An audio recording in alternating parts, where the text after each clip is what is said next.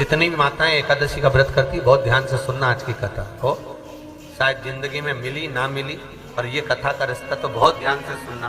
ध्यान से सुनिए। निर्जल एकादशी है। स्कंद पुराण यहाँ तक कहती है कि इस कथा के चरित्र को जो श्रवण कर लेता है उसको 26 एकादशी करना भी नहीं पड़ती। इस एकादशी की केवल ये कथा सुनकर ही वो तर जाता है। बहुत ध्यान से सुनना इसको, कथा तो बड़े भाव से सुन लो इसको, बड़े प्रेम से। इसलिए सारी एकादशियों में निर्जला एकादशी की महत्वता शास्त्र प्रमाण करता है। महाराज निर्जला एकादशी का उद्यापन जो करा जाता है, उसका उद्यापन और प्रदोष का जो उद्यापन करा जाता है, इन दोनों का क्रम लगभग एक जैसा ही। तो निर्जला पहुंचे है, और निर्जला ने जाकर भगवान नारायण से निवेदन करा। भगवान विष्णु ने पूछा, क्या बात है निर्जला, आज तुम खेलती हुई यहां पर आकर खड़ी हो गई, क्या हुआ क्या है? क्या तुमको गौलोक धाम में आनंद की अनुभूति नहीं हो रही जो तुम बैकुंठ में आई? निर्जला घूमती घूमती भगवान के सम्मुख में पहुंच गई। भगवान ने पूछ रहे हैं, बार बार पूछा, निर्जला हुआ क्या तुमको?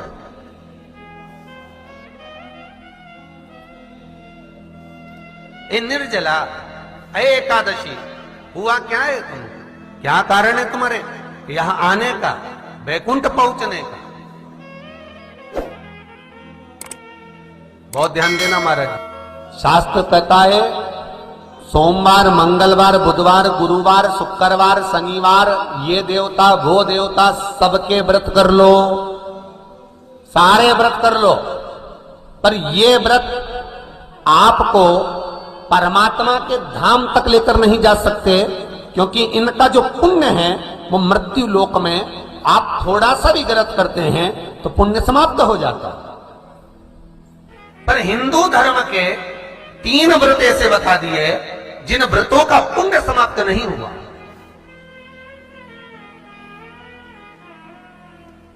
हिंदू धर्म के 3 व्रत ऐसे हो गए जिनका पुण्य समाप्त नहीं हुआ महाराज, जिनका पुण्य प्रबलता में बढ़ता गया। पहले नंबर पर एकादशी, दूसरे नंबर पर प्रदोष, और तीसरे नंबर पर शिवरात्रि। एकादशी भी 26 है तो प्रदोष भी जम के बोलते जाओ 26 है। शिवरात्रि केवल 12, केवल 12, और अगर अधिक मास की पड़ जावे तो ये 13, और अधिक की आय तो 13। तो यहां शास्त्र कह रहा है कि 3 व्रत हमारे यहाँ जिनका पुण्य समाप्त नहीं हुआ, जिनका पुण्य प्रबल हुआ, बड़ा। इसलिए आज भी माता एकादशी का व्रत करती है, और एकादशी का व्रत कर कर अगर कोई जीवात्मा को देते हैं, कोई मर भी गया तो उसको एकादशी का दान देते हैं। एकादशी का उसको दान किया है महाराज। निर्जला खड़ी एकादशी का व्रत लोग कहते हैं कि कर लिया, जान लिया, पर एकादशी के जो 18 नियम हैं, उन नियम में 2 व्रत का सबसे पहला नियम, एकादशी व्रत का सबसे पहला नियम है कि आप जिस दिन व्रत करो उसके 1 दिन पहले भक्ति का संचार इस हृदय में करो। भक्ति का संचार इस हृदय में कर लीजिए। जिस दिन आप व्रत करो, जैसे एकादशी का व्रत कर रहे हो तो 10वीं के दिन शाम का समय जब आवे, रात्रि जब होने लगे, शाम का समय आवे, और रात्रि का आप जब भोजन ग्रहण करो तो उस भोजन में कोई ऐसा पदार्थ ग्रहण मत करिए जिस पदार्थ के कारण आपकी एकादशी बिगड़ जाए।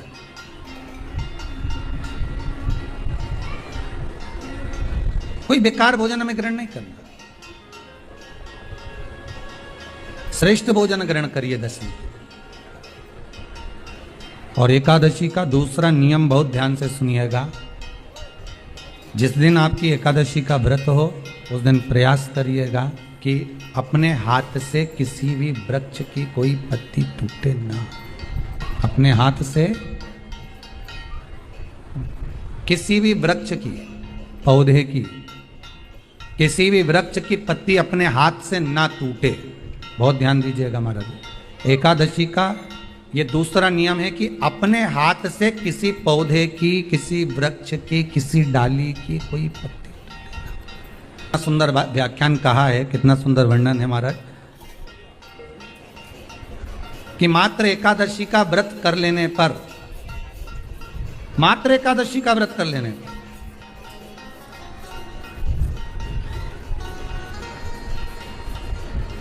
जो पूर्व में किया गया हमारा पाप कर्म है, हमने किसी जीव की हत्या करी है, हमने किसी को कष्ट प्रदान करा है, हमने किसी को अपशब्द कहा है, हमने किसी को ताने दिए, हमने किसी को आड़ा टेढ़ा कहा है, हमने किसी को गालियां दे दी है, मात्र एकादशी का व्रत ही कर लेने पर ये सारे जो दोष हैं वो समाप्त हो जाते हैं।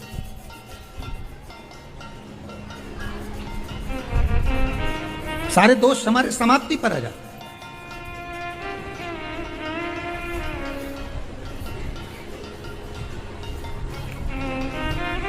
अब एक विचार करिएगा थोड़ा सा अपने मन में, अपने चित्त में, अपनी वृत्ति में एक बात उतारिएगा, एक अपने मन में एक बात को उतार कर रखिएगा कि आप अपने पाप को, अपने पाप कर्म को जिस दिन छिन्न करने वाले हो, समाप्त करने वाले हो, अपने पाप को आप जिस दिन समाप्ति पर लेकर जा रहे हो, तो उसके एक दिन पहले आपको प्रसन्नता होना चाहिए कि नहीं होना चाहिए कि कल मेरा पाप कटने वाला है, कल मेरा पाप समाप्त होने वाला है। जो मैंने पाप कर्म करा है वो समाप्त होगा, जो मैंने पाप कर्म करा है वो कल समाप्त हो जाएगा। तो एक दिन पहले आपके चेहरे पर प्रसन्नता हो कि ना हो?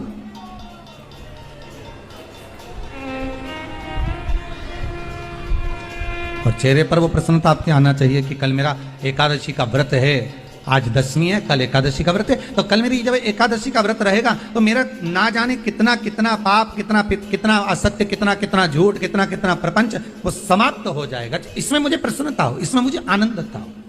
कहा गया कि प्रयास करिएगा कि एकादशी के दिन कोई वृक्ष की, कोई डाली की, फल की कोई पत्ती ना तोड़ी जाए।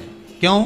तो कहा अगर उस पत्ती को हम तोड़ देते हैं, वृक्ष की पत्ती को या क्यारे में लगी हुई कोई डाली की पत्ती को हम तोड़ देते हैं तो एकादशी का पुण्य फल प्राप्त नहीं होता, एकादशी का कोई फल हमारे खाते में नहीं जाता, पुण्य फल प्राप्त। एकादशी का व्रत लोग कहते हैं कि कर लिया, जान लिया, पर एकादशी के जो 18 नियम हैं उन नियम में 2 नियम कल बताए थे। तीसरा नियम है कि शिव की आराधना हो, कृष्ण की आराधना हो, भगवत स्मरण हो। दसवीं, 11 और द्वादशी, दसवीं, एकादशी और द्वादशी। एकादशी का व्रत, दसवीं की रात्रि को जो आप भोजन करें वो सात्विक करें, एकादशी के दिन भोजन ना करें, अन्न का भाग ग्रहण ना करें, अन्न का भाग ग्रहण ना करें।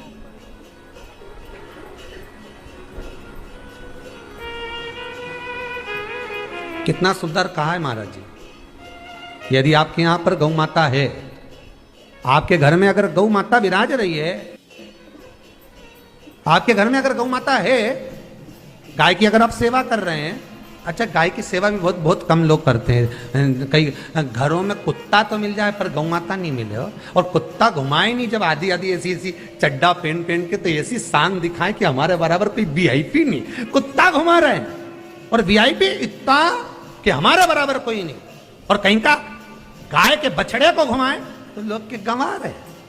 कितना सुंदर लिखा है धेनु मानस में, गीता प्रेस गोरखपुर की गौ अंक को निकाल कर पढ़िए कल्याण का, उसमें लिखा है ब्रह्म मुहूर्त में सुबह के समय पर गाय की पूंछ को पकड़कर या गाय की रस्सी को पकड़कर जो 2 कदम भी चल लेता है उसके लिए भगवान विष्णु बैकुंठ का मार्ग और कुबेर का मार्ग प्रशस्त कर कर खोल देता।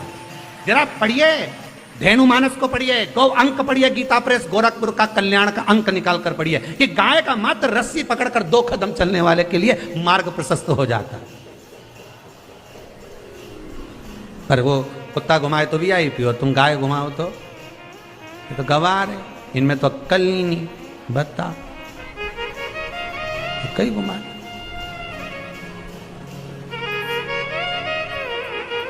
श्रेष्ठता नहीं रही भाई। समझो थोड़ा कथा को, थोड़ा चोट लगेगी हृदय को, तुम्हें बुरा लगेगा, थोड़ा सा बुरा तो जरूर लगेगा, क्योंकि चोट तो लगेगी तुम्हारे हृदय को, पर संवरना तो पड़ेगा ना, सुधरना तो पड़ेगा, अपने आप को संवारना तो पड़ेगा, सुधारना तो पड़ेगा। आज भले बुरा लग जाए पर थोड़ा सा संवरना पड़ेगा कि हाँ ठीक है, हमसे गलती हो रही है, इसको सुधारा कैसे जाए। तो एक काम करो ना कि कुत्ता को घुमाओ, मना नहीं करेंगे, पर साथ में गाय का बछड़ा भी लेकर जाओ, एक गौ माता को भी लेकर जाओ, सवेरे सवेरे मॉर्निंग वॉक में गाय तो घुमाओ, जब लोग देखेंगे क्या गजब है साहब। आप तो गाय को लेके जाओगे ना तो उसी गाय के 10 लोग पाँव नहीं पड़े ना, तो बात जैसी सुबह सुबह गाय मिले कौन नहीं पाँव पड़े। गौ माता का दर्शन हो गया, छुएंगे, स्पर्श करेंगे, आनंद करेंगे, भजन करेंगे, थोड़ा सा प्रयास करिए। गौशाला में केवल गाय ना रहे, घर घर में गाय होना चाहिए।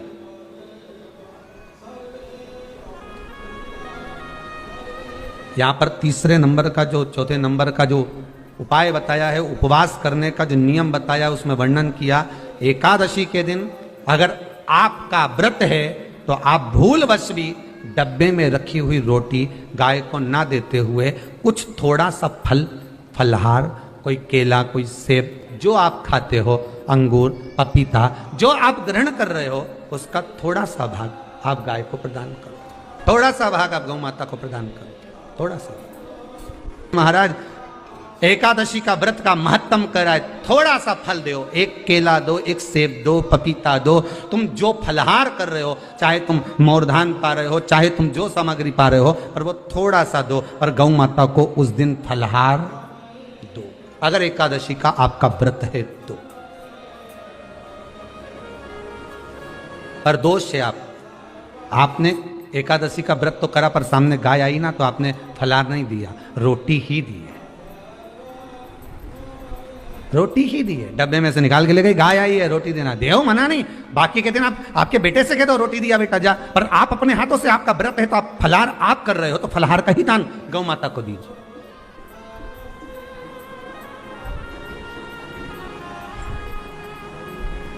बच्चों से कह दो, जाओ सेवक से कह दो, जाओ जरा दे के आओ रोटी, पर आप फल का दान दीजिए। महाराज पांचवा वर्णन किया चतुर्थ भाव में, बन सके जितना एकादशी के दिन भगवान का ओम नमो भगवते वासुदेवाय का जाप करें, या अपने गुरु मंत्र का स्मरण करें, या जो मंत्र आपके हृदय में समाहित हो, श्री शिवाय नमस्तुभ्यम, ओम नमः शिवाय, राम कृष्ण शिव, जो मन पड़े उसका भजन करें, पर दिल से करें, जितनी देर करते बने उतना देर करें।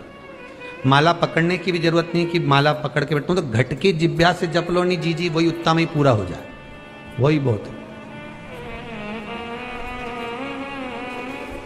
वही उतना आनंद दे जाएगा।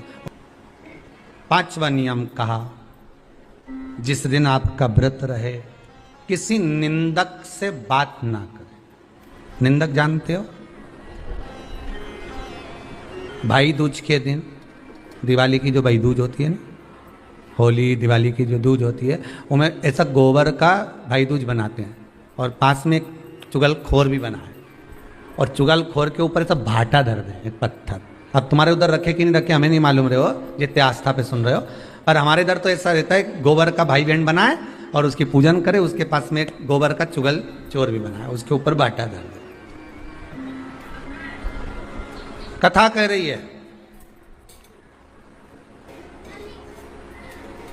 कथा वर्णन कर रही है, निंदक से बात ना करें। मान लो किसी ने आकर आपको निंदा कर भी दी तो तुरंत सूर्य नारायण भगवान का दर्शन करें, और 3 बार उनका दर्शन कर कर नेत्र बंद करें, तब जाकर वो निंदा जो अंदर गई है, अंदर पवित्रता प्रदान करेगी, तब जाकर एकादशी का व्रत लगेगा। पहले तो प्रयास करो, अगर जो निंदा करने आता है ना तो उसको उस दिन एकादशी वाले दिन दरवाजे पे लिख दो कि चुगल चोट्टा उन अंदर नहीं आए, नहीं कि अंदर है कितना,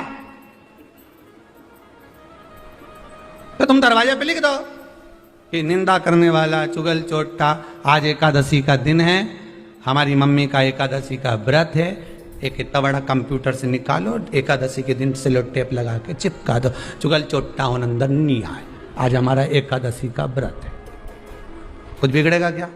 दरवाजा अपना, घर अपना, और जिसके बुरा लगे बाहर जा, बता। पर निंदक का अगर मुख देखो तो सूर्य का दर्शन, एकादशी के अंतर्गत वर्णन किया। व्रत के नियम 18, उसमें से एक नियम। फिर कहा जीव की हत्या ना करे, अगला नियम है अपने द्वारा जीव की हत्या ना हो, प्रयास करना, किसी को कष्ट ना हो। 18 नियम में से एक नियम और, प्रयास करिएगा एकादशी जब भी करें तो द्वादशी से जुड़ी हुई करें, दसवीं से जुड़ी हुई एकादशी कम करें।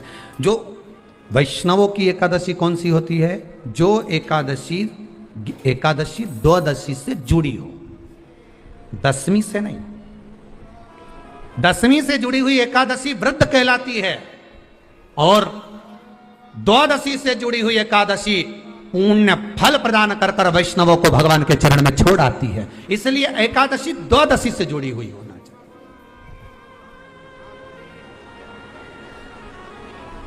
अब कई लोग क्या करते हैं, जो दसवीं से जुड़ी हुई एकादशी रहती है ना, वो उसको करते। पर वैष्णवों की जो एकादशी मान्य है, वैष्णव धर्म की जो एकादशी होती है, वो द्वादशी से जुड़ी हुई होती है, वो 12 से जुड़ी हुई, द्वादशी से जुड़ी होना चाहिए महाराज।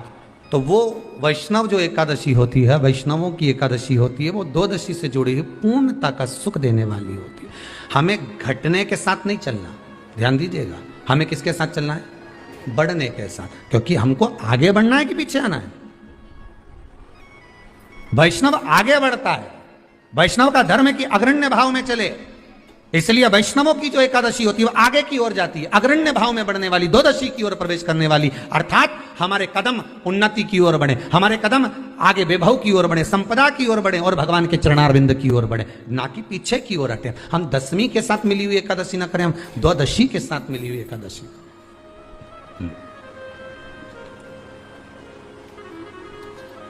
वैष्णव एकादशी। फिर अगला वर्णन किया गया महाराज, शास्त्र कहता है, अगला वर्णन जो किया गया उसमें बताया,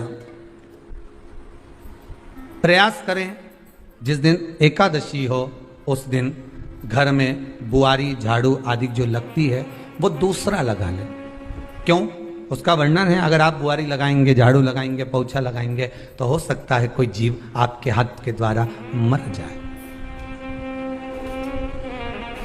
अब एक बार ये कथा हमने काशी में कह दी थी, तो एक अम्मा खड़ी हो गई और उन्होंने कहा, महाराज जी हम तो दोनों ही हैं, और मेरी रे एकादशी, तो मैं पोछा किससे लगूं? अब मैंने कहा, अम्मा तू तो रहने दे, तू ही लगा ले। अब हम कह दें कि अब एक तो बोल रहे कि हम घर में दो, और आप कह रहे हो कि जिसका व्रत रहे वो पोछा ना, तो मत लगाओ, छोड़ दो एक दिन, कोई जरूरी है? झाड़ू लगा लिया सब पोछा। तो प्रयास करो कि कोई जीव ना मरे, प्रयास करो, किसी जीव की हत्या ना हो। फिर 18 नियम में से एक नियम कहा, जब 26 एकादशी पूर्ण हो जाए तब आप उद्यापन एक बार का जरूर करें।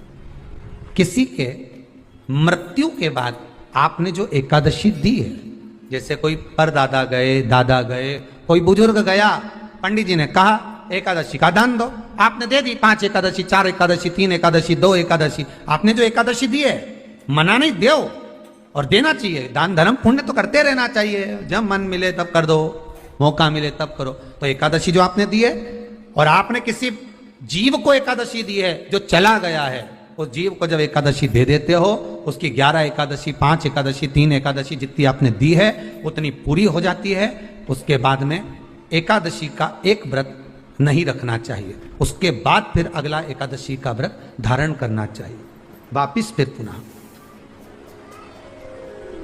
तो क्या करोगे उस दिन? जिस दिन आपने एकादशी जीव को दे दी, 5 एकादशी दी, तो छठी एकादशी पे क्या करोगे उसको? ये नहीं कि आपको अन्न खाना है, आपको व्रत नहीं रखना, पर आपको अन्न का सेवन नहीं करना। उस दिन दूध की सामग्री, कोई फ्रूट्स, कोई फल आपको उस दिन ग्रहण कर लेना, पर आपको ये नहीं करना है कि हमने तो एकादशी करी नहीं है आज, तो हम अन्न खा लेंगे। नहीं, कथा में वर्णन आया था, कल कथा में कहा था, मुर को जब मारने का समय आया, पाप सामने आ गया, भगवान ने उस पाप को किस में ले जाकर छोड़ा? पाप पुरुष को अन्न के भीतर। पाप पुरुष कहां गया? अन्न के भीतर। एकादशी के दिन एक दिन पाप पुरुष अन्न के भीतर रहता। एकादशी का अगला वर्णन ध्यान से सुनिएगा।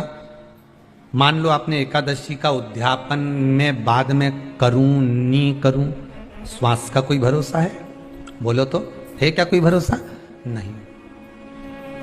श्वास रुक जाएगी चलते चलते, क्षमा बुझ जाएगी जलते जलते, दम निकल जाएगा रोशनी का, क्या भरोसा है इस जिंदगी का? कोई भरोसा है कि आप 26 एकादशी पूरी कर पाओगे? नहीं, किसी ने देखा हो तो बात दूसरी। एक बार वो युधिष्ठिर के सामने कोई मांगने के लिए, एक दरवाजे पर कोई दान मांगने के लिए आ गया युधिष्ठिर के पास, और युधिष्ठिर ने कह दिया, महाराज युधिष्ठिर बोले कल आकर ले जाना, कल आओ ले जाओ। भीम ने एक ढोल उठाया और बजाना प्रारंभ करा, और साहब बजाया कि सारे लोग इकट्ठे हो गए। सबने पूछा हुआ क्या भीम, कौन सी खुशी की बात है, बात क्या है? तो भीम बोले मेरे भैया ने काल को जीत लिया। काल को जीत लिया मतलब मेरे भैया बोले कि कल आ जाना, हम तुमको दान दे देंगे। मतलब मेरे भैया जानते हैं कि कल तक मरेंगे नहीं, प्राण नहीं छूटेगा, मतलब इन्हें काल को जीता। ये समझ वाली बात है। आप हो, हम हो, कोई भी संसार का मनुष्य काल को नहीं जीता। जन्म मरण परण तीन भगवान के हाथ में है। जन्म मरण परण तीन शिव के हाथ है, मेरे भगवान के हाथ में। तीन भगवान के पास में है, तीन वो भगवान के पास रहेगा। कोई कितना ही करे, ना आपका ना हमारा, क्या भरोसा है इस जिंदगी का? है कल नहीं, क्या भरोसा? तो फिर मान लो हमने 7 एकादशी का व्रत कर लिया और उद्यापन नहीं कर पाए, 26 का इंतजार कर रहे थे और उससे पहले निपट गए, तो फिर उद्यापन ऊपर करोगे? अरे बोलो तो सही, उद्यापन कहां करोगे? सारे व्रतों में केवल एक व्रत ऐसा होता है एकादशी का, जिसका उद्यापन पहली एकादशी पर भी कर सकते हो। सारे उद्यापन में केवल एक उद्यापन ऐसा होता है, सारे व्रतों में एक व्रत का उद्यापन ऐसा होता है, वो है एकादशी का। ये जरूरी नहीं कि 26 पूरी होगी तभी तुम करोगे, या तो पहली में ही कर लो या फिर 26 पूरी हो तब कर। पर उद्यापन अगर तुमको ऐसा लगे कि हाँ मैं अभी तो जीऊंगी हो, अभी तुम्हारा बाल भी धोला नहीं हुआ, तुमको ऐसा लगे तो अभी तो मैं तो बढ़िया, तो फिर भले मत करो। पर एकादशी का नियम कह रहा है, एकादशी का यहां 18 नियम में से एक नियम कह रहा है कि एकादशी का उद्यापन पहली एकादशी पर भी हो सकता है, पहली पर भी कर सकते, तुम्हारा मन करे तब। क्यों? तो पहली पर करने से क्या फल मिलेगा? तो एकादशी की नियमावली कहती है, अगर मान लो आपने पहली एकादशी पर भी उद्यापन कर लिया, इसके बाद में जितनी एकादशी करोगे वो सारी तुम्हारे खाते में जुड़ती जाएगी। मतलब बैंक में खाता खोल लो, ठीक है, खाता खोल लिया, अब जितना कमाता जाओगा उसमें डालते जाओ, जितनी कमाई करके लाओगे उसमें जमा करते जाओ। एकादशी एक बार उद्यापन पहले में भी हो गया तो बाकी का पुण्य तुम्हारे खाते में आ जाएगा, उसका पुण्य। एकादशी का उद्यापन बड़े महीने में माघ शुक्ल एकादशी के दिन, माघ का महीना हो, शुक्ल पक्ष की, जम के बोलिए एकादशी हो, प्रयास करना कि आप उद्यापन करें, भले 5, 10, 11, 12 जितनी एकादशी हो जाए, 26 हो जाए तो ज़्यादा अच्छी है, नहीं तो आप करें तो माघ महीने की शुक्ल पक्ष की एकादशी के दिन आप उद्यापन करें, प्रयासरत करें, प्रयास करें। बड़े महीने के अंतर्गत जो उद्यापन, हाँ चतुर्मास के अंतर्गत उद्यापन नहीं होता एकादशी का, बहुत ध्यान दीजिए तुम्हारा। ये जो सावन भादो कुंवर कार्तिक जो 4 महीना होते हैं भगवान के शयन करने के, इसके अंतर्गत एकादशी का उद्यापन नहीं होता। और इसके अंतर्गत उद्यापन करना भी नहीं चाहिए एकादशी महाराज। एकादशी का उद्यापन माघ महीने की शुक्ल पक्ष की एकादशी के दिन आप बहुत प्रेम से आनंद के साथ करिए महाराज। परंतु एकादशी के उद्यापन में सबसे ज्यादा अगर कुछ जरूरी होता है तो 24 तरह का नैवेद्य जरूरी होता है। कितने तरह का? 24 तरह का नैवेद्य। अब आप कहोगे गुरुजी उद्यापन हम कर रहे हैं एकादशी का, तो उसमें तो फलहार का हमें नैवेद्य बनाना चाहिए। तो फिर ये पुराण के अंतर्गत स्कंद पुराण में ये चीज लिखी है कि एकादशी का जब उद्यापन करते हैं तो 24 तरह का नैवेद्य बनाकर सिद्ध करते हैं। 24 तरह का नैवेद्य जान रख लेना, हलवा बना लो, खीर बना लो, पूड़ी बना लो, सब्जी बना लो, पकौड़ा बना लो, भजिया बना लो, ऐसे 24 तरह का नैवेद्य अलग अलग चाहिए। पर लोग क्या करते हैं, खोपरा पाक बनवा लेते हैं 1-2 किलो और 24 जगह रख देते हैं। स्वीकृत नहीं है। 24 तरह का नैवेद्य रखा जाए। महाराज एकादशी के दिन भगवान का पूजन का पूरी तैयारी कर कर मंडल आदि बनवाकर विद्वान ब्राह्मण को बुलाकर, कर्मकांडी ब्राह्मण को बुलाकर जो भगवत सेवा में एकादशी का उद्यापन कराए, उन ब्राह्मण के चरणों को नमन कर कर, प्रणाम कर कर एकादशी का पूजन करवाइए और उस मंडल की पूजन कराकर हवन द्वादशी को कराइए। एकादशी को हवन नहीं। एकादशी के उद्यापन का जो हवन होता है वो द्वादशी को। एकादशी का उद्यापन द्वादशी को बड़े प्रेम से आप खूब आनंद से हवन पूजन कराओ। पूजन कराने के बाद, हवन कराने के बाद 26 जोड़े ब्राह्मण ब्राह्मणी के बुलाकर भोजन कराकर उनको भाव से जो आप समर्पित कर सकते हो, जितनी आपकी सामर्थ्यता हो, उस सामर्थ्यता के अनुसार आप दान धर्म पुण्य करो, आप उन्हें प्रदान करो। और बन सके तो एकादशी की रात्रि को भी जागरण करें और द्वादशी के दिन जिस दिन हवन करें उसकी भी रात्रि को कुछ जागरण करें। जागरण का मतलब पहले भी कथा में कहा, प्रदोष की कथा में वर्णन किया था। हम ये नहीं कहते कि तुम पूरी रात जगो।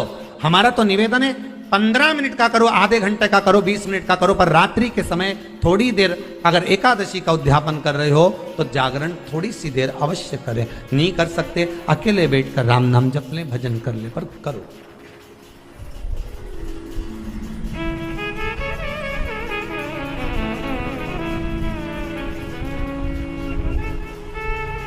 भगवान का भजन करो, किसी भी रूप में करो। 26 ब्राह्मण ब्राह्मणी को जोड़े से भोजन कराकर कुछ भेंट देकर विदा करें। ऐसे एकादशी के उद्यापन का वर्णन किया गया। एकादशी का उद्यापन सुख प्रदान करने वाला, आनंद देने वाला, भगवत रस तत्व को संजोने वाला। महाराज शिव महापुराण की कथा में वर्णन आता है कि माता पार्वती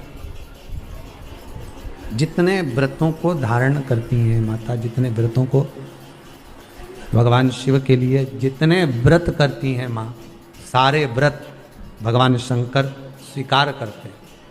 एक बात हमारे जीवन में आप उतार कर रखी है कि आप सोमवार का व्रत कर रहे हैं या मंगलवार का व्रत कर रहे हैं, बुधवार, गुरुवार, शुक्रवार, शनिवार, प्रदोष, एकादशी, जो भी व्रत धारण कर रहे हैं, जो भी व्रत आप अपने जीवन में उतार रहे हैं, कर रहे हैं, प्रयास करना कोई व्रत, कोई पूजन, कोई पाठ, कोई अनुष्ठान आप अपने लिए करो, दूसरों को बर्बाद करने के लिए नहीं। उसका ऐसा हो जाए मैं माता जी को चुनरी चढ़ाऊंगी, नहीं। उसका ऐसा हो जाए, उसका ऐसा हो जाए, नहीं नहीं, आप अपने लिए करो ना। सर्वे भवन्तु सुखिनः। अगर आप व्रत कर भी रहे हो तो किसी के बुरा करने के लिए नहीं। अगर किसी के यहां जाकर आप पूछ भी रहे हो कि महाराज हमारे कहीं चले गए और कहा कि हम दुखी हैं, और कोई कह दे कि तुम तुम्हारे पड़ोसी से दुखी हो या तुम्हारे उनसे, तो उनके लिए हमें कुछ बुरा नहीं करना। आप अपना अच्छा कर